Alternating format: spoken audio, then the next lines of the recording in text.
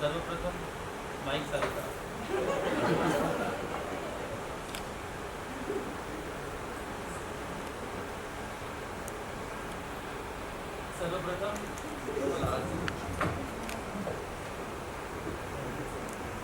सर्वप्रथम इथे उपस्थित सर्वांना मनपूर्वक नमस्कार. सर्वांचं स्वागत. मान्यवर व्यासपीठ इथे सर्वजण जे जमलेले आहेत ते सर्व मराठी कलाप्रेमी आहेत. ते मराठी असोत वा नसोत, पण महाराष्ट्रात राहिलेला माणूस कोणत्याही भाषेचा असला तरी सुद्धा माझ्यासाठी तो महाराष्ट्रीय आहे.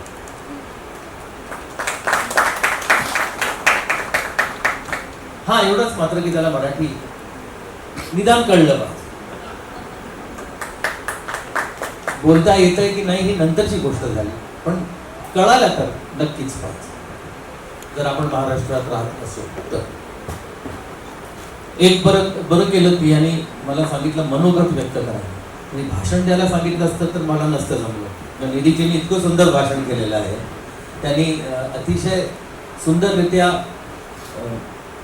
मराठीचे अत्यंत मोलाचे शब्द त्यांनी निवडलेले आहेत आणि ते शब्द निवडून त्यांनी त्यांचं भाषण इथे तुमच्यासमोर सादर केलं. अतिशय सुंदररित्या सादर केलं. त्याची दाद मी सर्वप्रथम देतो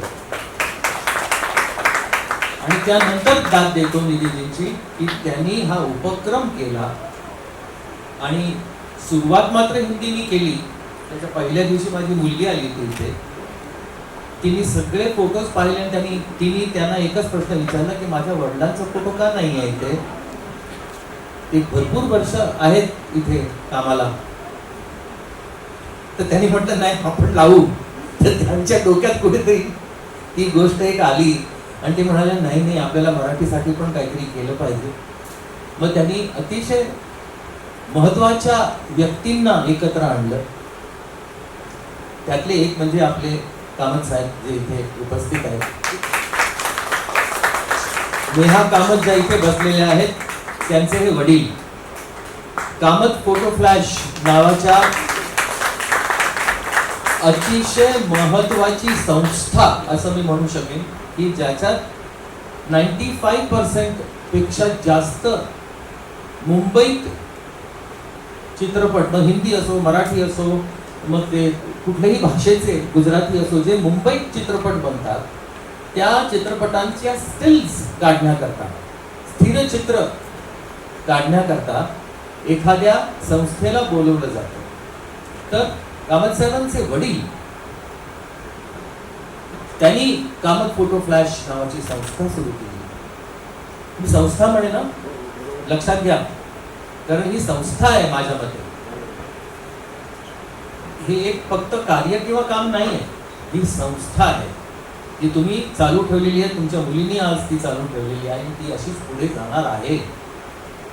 तुमचं खूप मोठं योगदान आहे आमच्या या फिल्म इंडस्ट्रीमध्ये. त्याकरता या फिल्म इंडस्ट्रीचा एक छोटासा सदस्य म्हणून मी तुमचे आभार मानतो.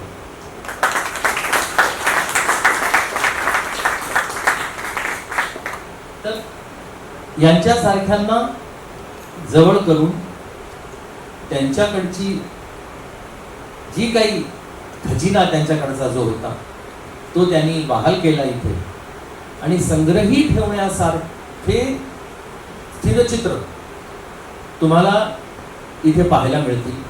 यात मला काडी मात्र शंका नाही.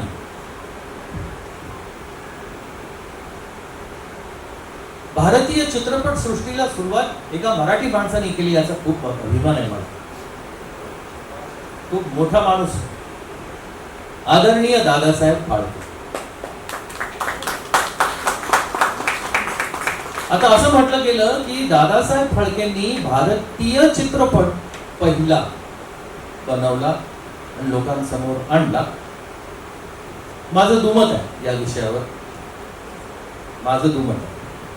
माझं म्हणणं असं आहे की दादासाहेब फाळकेंनी पहिला भारतीय मराठी चित्रपट 2013 साली बनवला. तो मूकपट असला, तो मूकपट असला 1913 साली, माफ करा माझ्या, मी मराठीमध्ये जरा अडकलो होतो. मराठी माझ्याकरता खूप मोठी, त्यामुळे इकडचे तिकडचे जरा नंबर्स वरती खालती होतात. 100 वर्ष माझ्याकरता आत्ताच कालच सुरू झाल्यासारखी आहे हो. कारण मला पण असं वाटतं की मी आत्ताच इंडस्ट्रीमध्ये आलो. मला मला तुम्ही लोकांनी ठेवलंय तसं, म्हणून हा काही माझा काय त्याच्यात वाटा नाही आहे तो माझ्या प्रेक्षकांचा आहे की ज्यांनी मला इतकी वर्ष मोठं केलं. असो, तर 1913 साली त्यांनी जो चित्रपट बनवला तो मूकपट जरी असला तरी माझ्या मते तो मराठी चित्रपट होता. त्याचं कारण तो फक्त मराठी माणसांनी बनवला म्हणून नाही, तर त्याची स्क्रिप्ट जी होती बनवली गेली, संहिता ज्याला आपण म्हणतो, ती मराठीत लिहिली गेली. त्यात काम करणारे कलाकार आणि तंत्रज्ञ सगळे मराठी होते. त्यांना सगळ्या सूचना मराठीत दिल्या गेल्या.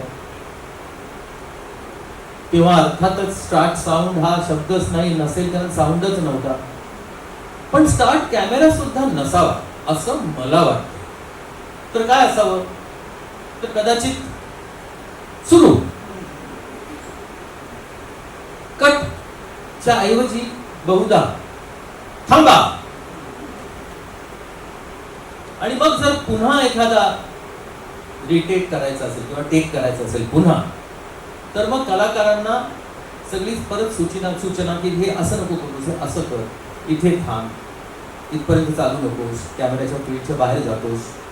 या सगळ्या सूचना मराठीत केल्या गेल्या.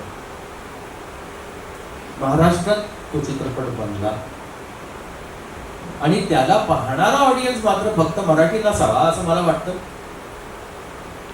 कारण तेव्हा सुद्धा आपल्या इथे इतर भाषिक माणसं सुद्धा राहत असे, पण तो सर्वांनी चित्रपट पाहिला. आपण असं म्हणू शकतो की हालती चित्र प्रेक्षकांनी पहिल्यांदा पाहिली आणि त्याचं अप्रूप सर्वांना वाटलं. आणि ती हालती चित्र आपण फक्त स्थिर चित्र असे पाहत आलेलो याआधी, पण त्या माणसांनी त्याची सुरुवात केली, लोकांना त्याची सवय लावली. अर्थातच परदेशाकडनं आलेली ही संस्कृती आहे, ही टेक्नॉलॉजी आहे जी भारतात या माणसांनी आणली. सॉफ्ट पॉवर म्हणजे काय असते याची सुरुवात अमेरिकन लोकांनी जरी केली असली तरी त्यांच्याकडनं शिकून अमेरिका म्हणा किंवा UK म्हणा, तिकडनं ही संस्कृती भारतात दादासाहेबांनी आणली. आणि सॉफ्ट पॉवरची सवय, जसं इंग्रजांनी आपल्याला चहाची सवय लावली, स्टेशनवरती फुकट चहा देत गेले ते लोकांना सवय लागावी म्हणून. कारण त्यांचे चहाचे मळे होते, त्यांची विक्री कशी होणार, ते फक्त बाहेर परदेशी पाठवून त्यांची विक्री होणार नाही, तर आपल्या भारतात सुद्धा त्याची विक्री झाली पाहिजे. पण ती विक्री होण्याकरता म्हणून भारतीय लोकांना चहाची सवय लागणं फार गरजेचं आहे. त्यामुळे रेल्वे स्टेशनवरती मोफत चहा लोकांना प्यायला घातला त्यांनी, इंग्रजांनी. असं करून भारतीयांना चहाची सवय लागली आणि मग ते इथे चहा विकत घ्यायला लागले आणि ते विकत घ्यायला लागल्यापासून त्यांची विक्री सुरू झाली. तशाच प्रकारे हे सॉफ्ट पॉवर ज्याला आपण म्हणतो, सॉफ्ट पॉवर ही अशी एक महत्वाची गोष्ट आहे या आपल्या पूर्ण दुनियेमध्ये की ज्याला तुम्ही रूल नाही लावू शकत की तुम्हाला हे केलंच पाहिजे, असा रूल तुम्ही लावू शकत नाही. हार्ड पॉवरला तुम्ही रूल लावू शकता की तुम्हाला वोट केलंच पाहिजे, इन्कम टॅक्स भरलाच पाहिजे, किंवा ह्या सगळ्या गोष्टींना जे रूल्स लागतात ना ते हार्ड पॉवर. पण सॉफ्ट पॉवरला रूल नसतात, तुमच्या मध्ये आहे. तुम्हाला पाहायचं असेल तर पहा, तुम्हाला त्याचा आस्वाद घ्यावासा वाटत असेल तर घ्या, पण त्याचबरोबर तुम्हाला त्याची सवय लावणं. जर सवय नाही लागली तर तुम्ही थिएटरला जाऊन तिकीट विकत नाही घेणार आणि पाहणार नाही चित्रपट. तर त्या सॉफ्ट पॉवरची सुरुवात दादासाहेब फाळकेंनी केली आणि मग त्यानंतर आजच्या भाषेत सांगायचं झालं तर इट बिकेम व्हायरल. लोकांना त्याची सवय लागली आणि मग 1, 2, 3 असं मल्टिप्लाय होत गेलं आणि मग त्यानंतर संख्या वाढली. एक मात्र नक्की आहे की आपल्या चित्रपटांना जो प्रेक्षक मिळाला तो नाटकाचा प्रेक्षक मिळाला. नाटकाला ऑलरेडी प्रेक्षक होता, पण जेव्हा चित्रपट हा बोलपट झाला, मुकपटापासून तो बोलपट झाला, त्या बोलपटाला लोकांनी अजून जास्त प्रतिसाद दिला आणि ते बोलपट जेव्हा सुरू झाले त्याच्यानंतर 1900 बोलतोय मी सर, 1963 साली माझा पहिला चित्रपट रिलीज झाला. तो ब्लॅक अँड व्हाईट होता, मराठी होता. हा माझा मार्ग एक आहे. पण परमेश्वर कृपेने मी भरपूर क्रांती घडताना पाहिलेली आहे या इंडस्ट्रीमध्ये. गेली 63 वर्ष मी अनुभवतोय या इंडस्ट्रीला आणि 63 वर्ष ही चित्रपटसृष्टी, भारतीय चित्रपटसृष्टी मला शिकवत आलेली आहे. पण त्याचबरोबर मी मराठी नंतर हिंदीतही भरपूर कामं केली, गुजराती चित्रपटही केले, भोजपुरीही केले, इंग्रजीही केले. कंपॅरेटिव्हली तुम्ही जर आता बघितलं तर आतापर्यंतच्या माझ्या कामामध्ये माझं हिंदीचं काम मराठीपेक्षा संख्येत जास्त आहे.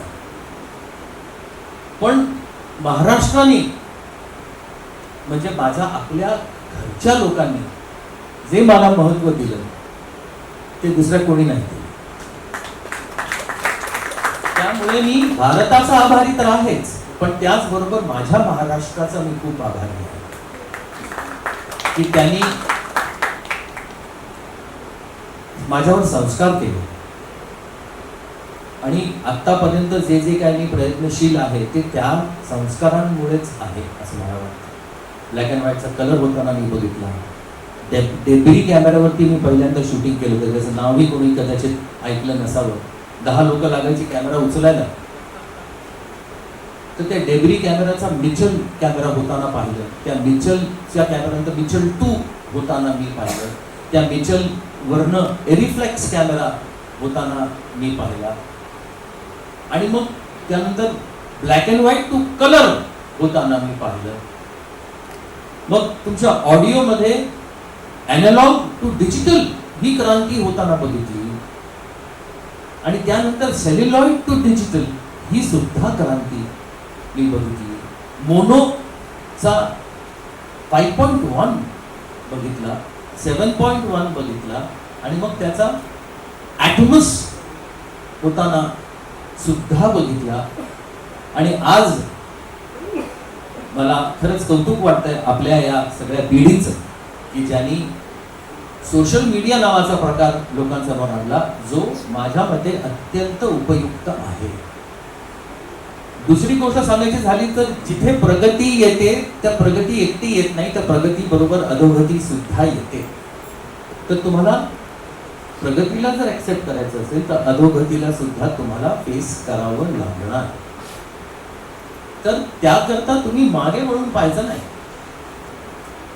Change is the only constant in this universe and you have to be a part of it.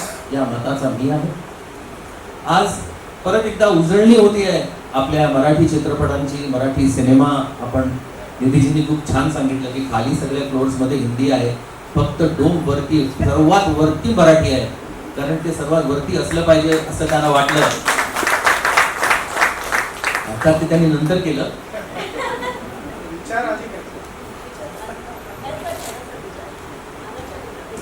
ते मानाचा मुजरा द्यायला म्हणून त्यांनी ते नंतर सर्वात शेवटी आणि सर्वात वर असं त्यांनी ते ठेवलेलं आहे. त्याबद्दल मी मराठी चित्रपट सृष्टीचा एक छोटा सदस्य म्हणून मी तुमचे आभार मानतो की तुम्ही असा उपक्रम इथे केलात, आम्हाला बोलवलं, एवढ्या संख्येने तुम्ही सर्व इथे उपस्थित राहिलात, त्यामुळे तुमचे आभार. कारण तुमच्याशिवाय आम्ही नाही, असूच शकत नाही.